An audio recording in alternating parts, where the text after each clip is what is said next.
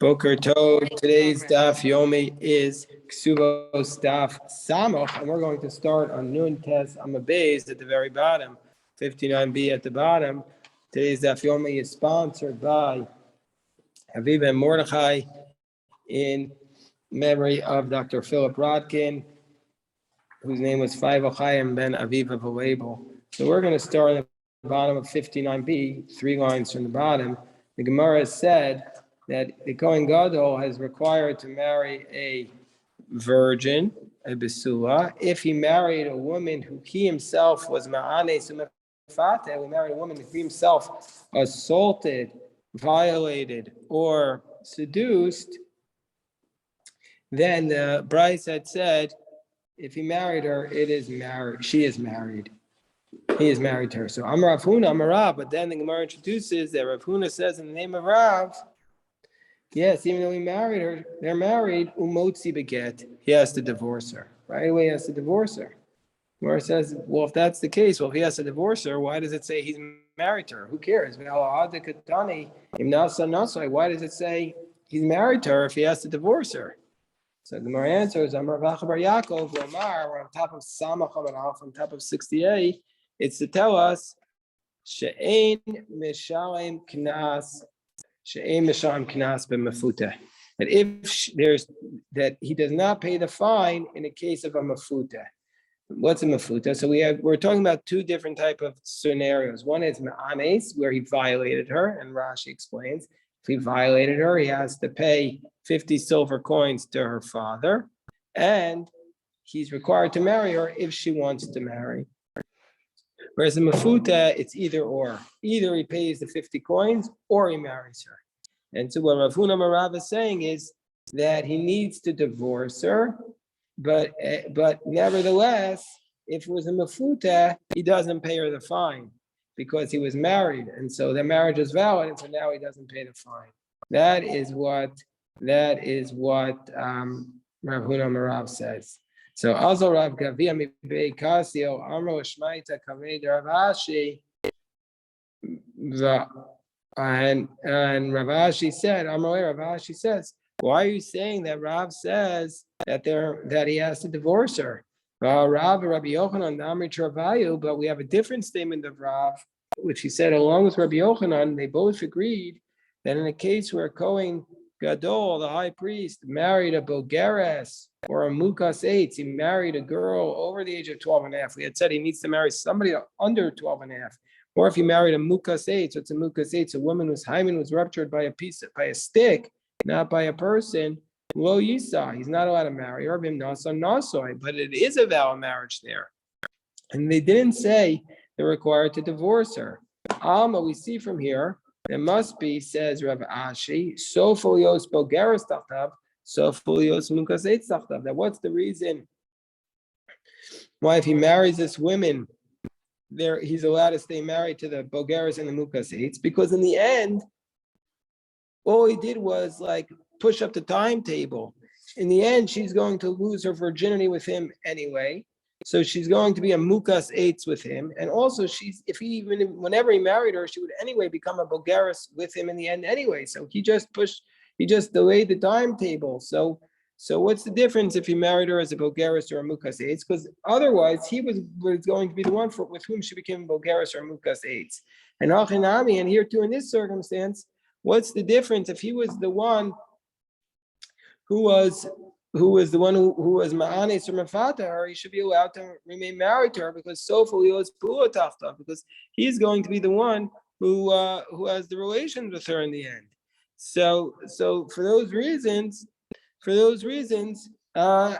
he should be allowed to remain married to her if he's the one who violated her or seduced her before marriage. And the Gemara says, indeed, this is a difficulty. Indeed, this is a difficulty with Rav's requiring her to be divorced. There's a contradiction between the statements of Rav based upon this logic. So we said that the Kohen Gadol, if there was a woman who was anusas chavero, she was violated by his colleague, umefusas chavero, or she was seduced by a colleague, by another man. Lo Yisa, the Kohen Gadol is not allowed to marry her. V'im nasa, but if the Kohen Gadol wouldn't marry her, Rabbi Elazar and Yaakov says, Havlad Chalal. The offspring is a Chalal. A Chalal is a child of a Kohen who is now no longer a Kohen because his father engaged in a prohibited relation. So if the Kohen Gadol marries a woman who was assaulted or seduced by another man, according to Rabbi Elazar ben Yaakov, the offspring is a Chalal. The Chachamim Omrim have Vlad Kasher. The Chum say the Vlad is kosher. The offspring of a Kohen Gadol with a non-virgin does not create a Chalal. So according to the sages. So Amar Huna Marav says Rav Huna in the name of Rav Halachak Rabbi Elazar ben Yaakov. The law is like Rabbi Elazar ben Yaakov that the offspring of such a union is a Chalal. So we have two statements that the law is like Rabbi Elazar ben Yaakov, that the offspring of such a union is a halal. So Amar Ikeda alternative version of it is that Amar Avuna Marav, that Rav explained my time with Rabbi Elazar ben Yaakov. What's the reasoning why Rabbi Elazar ben Yaakov says the law is like that the offspring is a halal? Rabbi Elazar, because he's of the position, he agrees with Rabbi Elazar. Remember, what do we see? We saw what Rabbi Elazar said yesterday. Rabbi Elazar said yesterday, and we're going to see it tomorrow. And the next day, by the way, the next few dapim are fascinating. We talk about how many children a Jewish law person is obligated to have, and we talk about the Daf Yomi that talks about the death of the students of Rabbi Akiva, which is relevant to the Omer. But and one of the statements we talk about is that Rabbi Elazar is of the position that a Kohen is prohibited to marry even a woman who is engaged in any premarital sexual relations. Panoy abal panuya, that if a woman engaged in premarital sexual relations, the Kohen, any Kohen is not allowed to marry her. So what's the reasoning? The Rabbi Elazar and Yaakov says in this case the offspring is a halal because she had relations, and so therefore he follows Rabbi Elazar's position that makes her what's called a zona, lewd, and the Kohen can marry her. Excuse me. So the Gemara says, say, do we really follow this position? Rakai Malan, do we really follow Rabbi Elazar's position? Rakai Malan, does Rabbi Elazar ben Yaakov really follow Rabbi Elazar's position? But we have a principle. Mishnah's Rebbe Elazar ben Yaakov Kav and Naki. Rebbe Elazar ben Yaakov said very few teachings. They were Kav, they were few, but they were Naki. They were very refined. So if that's the case, we don't rule like Rebbe Elazar. The law is not like Rebbe Elazar. We don't say that if a woman engaged in premarital sexual relations with another Jew that she cannot marry a Kohen. We don't pass like that. We actually paskin that she can marry a Kohen even if she had premarital relations, as long as it was with another Jewish man who she was allowed, if they would have been married to have relations, she could marry a Kohen. If she was with a non-Jew, we say she's disqualified from marrying a Kohen. But with a Jew, she would be. So if that's the case, why would Rebbe Elazar ben Yaakov be saying that the reason why they're a chol here is because it was a single, because she had relations, because a Kohen would be allowed to marry such a woman. So the Gemara says kasha. The Gemara says you're right, that's difficult. Rav Ashi gives a different explanation. What's the reason why Rebbe Elazar ben Yaakov says the woman who was seduced or violated, if she marries a Kohen, the offspring is a halal? Because Rebbe Elazar ben Yaakov, the Gemara says, Rav Ashi Amar, that they're really arguing over the question of whether or not the offspring will be a halal if the marriage was not a prohibition. Like it's not the marriage was not a marriage of a going to a divorcee or going to a widow, but the marriage was a violation of a positive commandment, not of a negative commandment. And so there is one positive commandment. The Kohen Gadol is commanded to marry a virgin because it says, he's required to marry a positive commandment. And so therefore, hold on one second.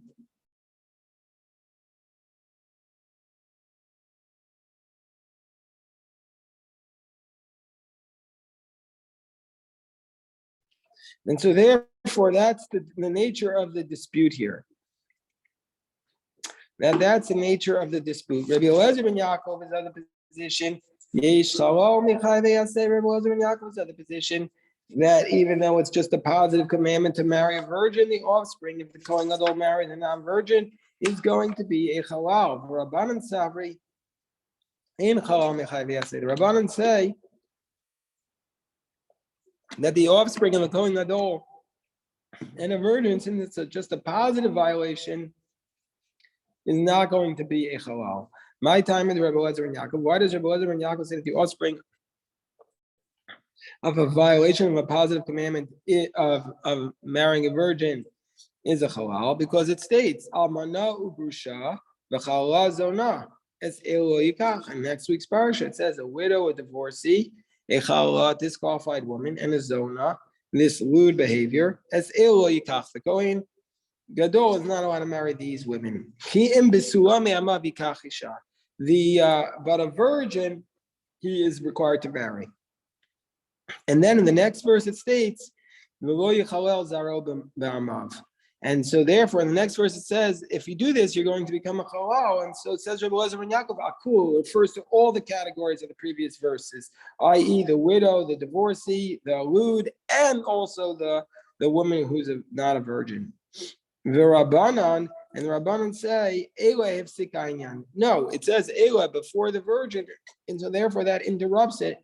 And so therefore, for not marrying a virgin, the offspring is not a halal. So Rabbi Eliezer ben Yaakov says, Elah mute nida. The word Elah is coming to tell us that if the Kohen Gadol was with a woman who had not gone to the mikveh first, i.e. she was a nida, such an offspring does not make a halal. So the Gemara says, "Kaman azla hadetanya." Like whom does the following brisa go? It says the following brisa says, "Me'ela atao sechalal." From these women, the Kohen Gadol makes a halal. V'atao sechalal minida, but not if the Kohen Gadol was with a woman who was a nida. Kaman Rabbi Eliezer ben Yaakov. So if there's a Kohen who's married to a woman nowadays and she didn't go to the mikvah and they had relations and they had a child, the child is not halal. So the Gemara says, but still we have a problem. Rabbi Eliezer ben Yaakov, according to Rabbi Eliezer ben Yaakov, the word Elah is at if you wanted to include also the virgin category, it should be right at the end of the verse. The Gemara says, indeed, that is a kasha, that is a difficulty. Tan Rabban and the rabbis taught, we know that a Kohen is not allowed to become itame. The Kohen is not allowed to become ritually impure by going to the funeral of anybody who's not a relative. He's allowed to go for the funeral of his father, his mother, Rahman al-San, his child, his brother, and his sister, if she was a virgin. It says, to his sister was a virgin who's close to him, who was never with a man, such a woman, he's able to go to her funeral. So the Gemara says, arusa, let's say she was betrothed, i.e. she's still virgin because she's not fully married, but she was betrothed, so she is married. Can he go to her funeral? Rabbi Meir, Rabbi Yehuda, Omrim, Metamela. Rabbi Meir, Rabbi Yehuda say yes, he can go. Rabbi Yossi, Rabbi Shimon, Omrim, Ein Metamela. Rabbi Yossi, Rabbi Shimon say no. Anu Sumufata, let's say she had lost her virginity because she was either violated or seduced. Divrei Hakol, Ein Metamela. Even Rabbi Meir, Rabbi Yehuda would say that he doesn't go to her funeral. Umukas eitz, Ein Metamela. Divrei Rabbi Shimon. And if she was a mukas eitz, then Rabbi Shimon joins with Rabbi Meir, Rabbi Yehuda, and says that if she had her hymen ruptured by a stick, i.e. not by a human being, then she does, then he does not go to her funeral anymore. So basically, under those circumstances, Rabbi Yossi would agree with Rabbi Meir and Rabbi Yehuda say that in the case of mukas eitz, she would go to her funeral, whereas Rabbi Shimon says even by mukas eitz he does not go to her funeral. So the Gemara explains, Rabbi Shimon Omer, what's the basis for Rabbi Shimon's logic? Rabbi Shimon says, Rabbi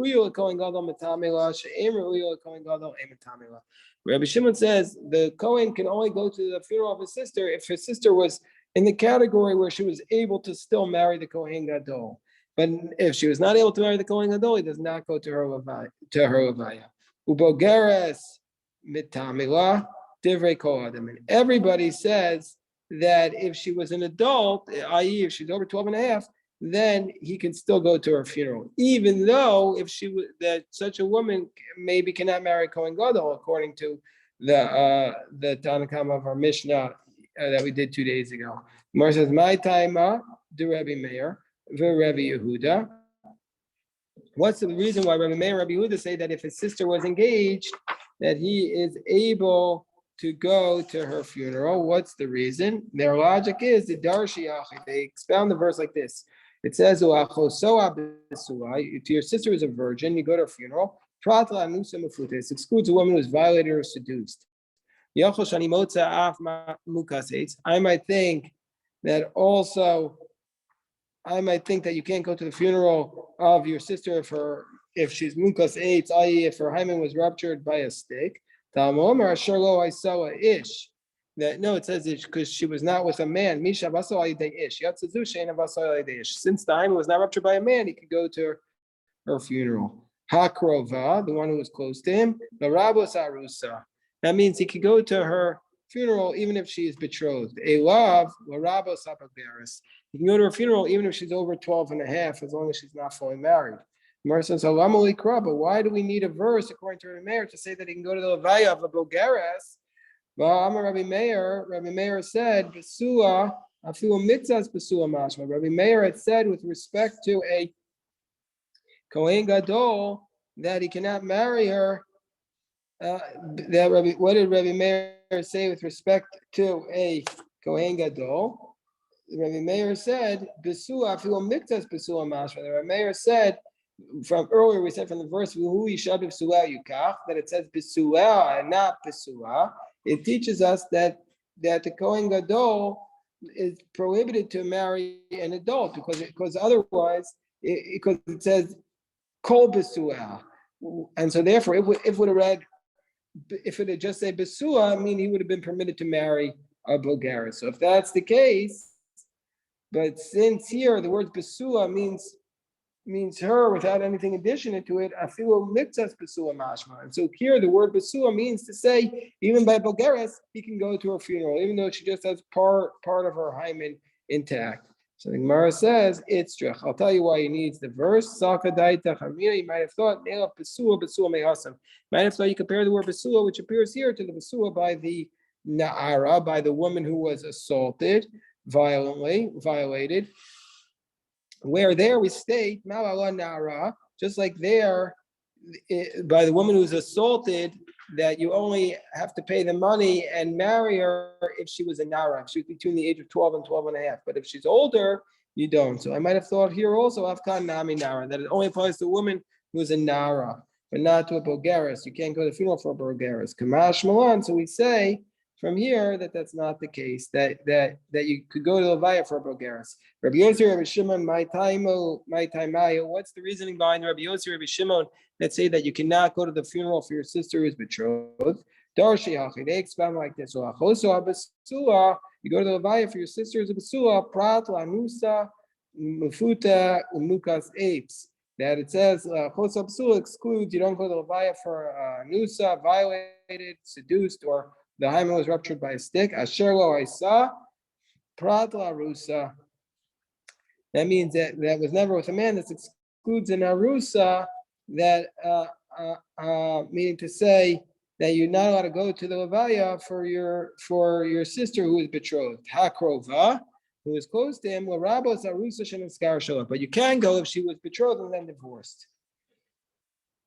A love, Larabos Esabogaris. You can go to the Levaya for your sister if she's in over 12 and a half. So the Gemara says, Hakrova, Larabos, Arusas, and Ishkarsha. You can go to Levaya for your sister if she was betrothed and then divorced. Vaha'ama Rabbi Shimon, we're on top of 60b. Didn't Rabbi Shimon say, Rabbi Shimon said, on top of 60b, you're only allowed to go to the Levaya if she was capable to be with the Kohen Gadol, and here since she's divorced, she for sure cannot be with the Kohen Gadol. So how can you go to her levaya? So the Gemara says, Shani Hasam. No, he says in this case it's different. The reason why you go to her levaya, even though she was divorced, the Rabbi Rahmana Krova, because the verse says Krova. So that word we see that he can go to Ravaya. Well, the word krova should tell us, according to Rabbi Shimon, you can go to Ravaya even if she had her hymen ruptured with a stick.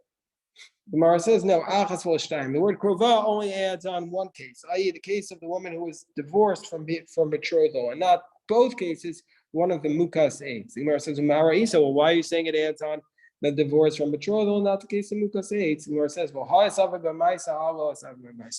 the case of the mukas aids, she had a transformation in her body, the rupture of the hymen. In this case, in the case of the betrothal where she was divorced, there was no transfer in the body. So Rabbi Shimon had said that you cannot go to the funeral of your sister if she was mukas eitz. But Rabbi Yossi, that was Rabbi Shimon. Even though Rabbi Shimon and Rabbi Yossi both agree that you can't go to the funeral of an arusa, Rabbi Yossi stops being in agreement with Rabbi Shimon here, and about mukas eitz, he agrees with Rabbi Meir, Rabbi Yehuda, that you can go to the levaya of your sister if she was mukas eitz.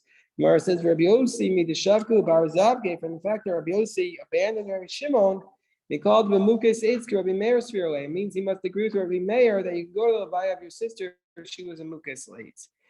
What's the source for that? Milo I saw ish, because it says she was not with a man. And so mukas eitz was not with a man, so she can go to the levaya. Didn't go to the levaya. Gemara says v'aya fikte. But didn't we already learn from the fact? Didn't we use that on the previous page to say that Rabbi Yossi says that you're not allowed to go to the levaya of your sister if he's a Kohen? Gemara says yeah, one is from lo isa, the other is from ish. And then what does he do with Elav? Well, Rabba says Elav teaches us that according to Elav, Gemara teaches us that Rabbi Shimon says, it teaches that you go to the levaya of your sister if she's even over 12 and a half. Gemara says, Rabbi Shimon, but then Rabbi Shimon say, Besua shlema mashma, that the word Besua means she has to be complete Besua, and the Bulgaris, her hymen is receding, so she's not a complete Besua, so she shouldn't be allowed to go to the funeral. So Gemara says, Time in the day, nami hasam mehachadarsh. No. Rabbi Shimon's derivation by the Kohen Gadol, he actually learns from this source from here. Midei Elav or Rabbas Abogeres. And the fact that the word Elav teaches us that he can go to the levaya of his sister who's over 12 and a half. We call the Besua, this teaches us that Besua means Besua Shlema. This teaches us that the word Besua, it teaches us that it needs to be complete Besua. So you derive the case of the Kohen Gadol from here. Because here it says, so you see from here, since it says the word Besua would teach us Besua Shlema. So it says, La'achosu Besua means to say, this idea. So the Gemara says, Tanya, now the Gemara says into a slightly different topic, which we'll see will bring us back to the beginning, but it's still connected to the Kohen Gadol. We know that a Kohen is not allowed to marry a convert. Kohen can't marry a convert, and the reason is because the assumption is that the convert had lewd behavior. So therefore, the Kohen can't marry a convert because the Kohen is not allowed to marry a woman who had lewd behavior. But Rabbi Shimon Yochai now says that if the convert was less than 3 years old, we don't have to be concerned about lewd behavior in somebody under the age of 3. And so he can marry the convert there. Tanya Rabbi Shimon Yochai Omer Gioris Bechusa Mibal Shol Shonim V'Yom Echad K'Shero Kahuna. If this convert was less than 3 years old in one day, then she can marry a Kohen. As it states, what's the source of this idea? When the Jewish people battled the Midianites, it said after they defeated them in battle, all the little girls, the baby females, who never were with a man, you can let them live for yourself. The Gemara's assumption is that means you can marry them. All right, Pinchas was a Kohen, and yet he was allowed to marry them. So we see from here that if they're under 3, you can marry them. The Gemara says the Rabbanan who argue with Rabbi Shimon Yochai and say you cannot marry a girl under the age of 3. So what do they do with that verse? It says no, you can let them live. They could be your slaves, but you're not allowed to marry them. The Gemara says, well, Well, if that's the case, that as long as they're a virgin, you can marry them, and even if they're over 3, you should be able to marry them. So the Gemara says, so what's the reason why Rav Shimon ben Yochai only allows the Kohen to marry a convert if she converted under the age of 3? The reason is because Rav Huna, like Rav Huna taught, the Rav Huna Rav Huna threw 2 verses against each other. One verse stated about the Midianites, called Isha Yodas Ishel Mishkav Zachar Rogo, any woman who was ever with a man explicitly, that woman you needed to kill from amongst the Midianites. So Aina Yodaos Kaimu, which means if they were never with a man, you could keep them alive. We call that Taf, and Isha refers to a girl over the age of 3. So from here we see that a toddler, Ben Yadu, Ben Lo Yadu Kaimu, that the toddler, even if it was under the age of 3, you could keep her alive. Meaning under the age of 3 is not considered, like the Talmud says elsewhere, under the age of 3, her hymen would be restored. So Vixiv, but there's another verse, all the baby girls, Asher Lo Yadu Mishkaf Zachar, were never with a man. Those are the ones who are never with a man you could let live. Hayade, which means that if you knew they were with a man, Harogu, you have to be killed. So this means that the girls under the age of 3, you do kill if they're over the age of 3. So therefore, what does it mean? So therefore, it means that even though they were not actually engaged in relations, if they were capable of it, i.e., if they're over the age of 3, then the verse is telling us that that's when they had to be killed. But if they're under the age of 3, then they were allowed to be left alive. And so that's the proof there. Shimon Yochai says that the convert less than 3 can marry the Kohen. We have a Brisa support. It says, any woman who knew a man, it means if she was able to know a man, if she was over 3. The Gemara says, does it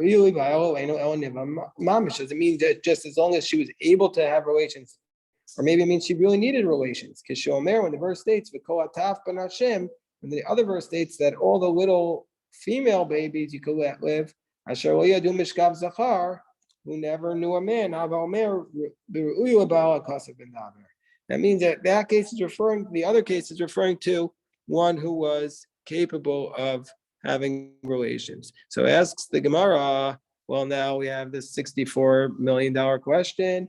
How do they know how old these girls were? They didn't have birth certificates. How do they know if they were over 3? That's what the Gemara wants to know. How do they know if they were a virgin? So they passed them in front of the tzitz, the golden forehead plate of the Kohen Gadol. Kol shepaneh morikos, if her face turned pale, means she was capable of having relations. She was over 3.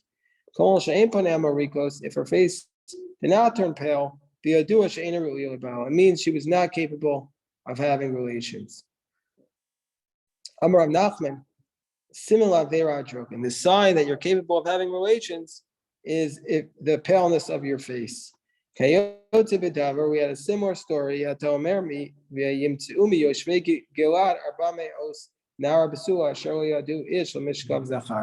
That it says, this was at the end of the book of Judges, that the tribe, the story of the Pilegish Begiva, the tribes that said we're not going to marry anybody from into the tribe of Benjamin, but then they felt regret, so they had to marry. They had to find people to marry. So then there were the people of Yochvei Gilad who did not come to fight, who didn't take the oath. So they killed all those men too. And now they had to. So they said those women, they didn't take the oath. We can marry their women in. They had found only those women who were never with a man. So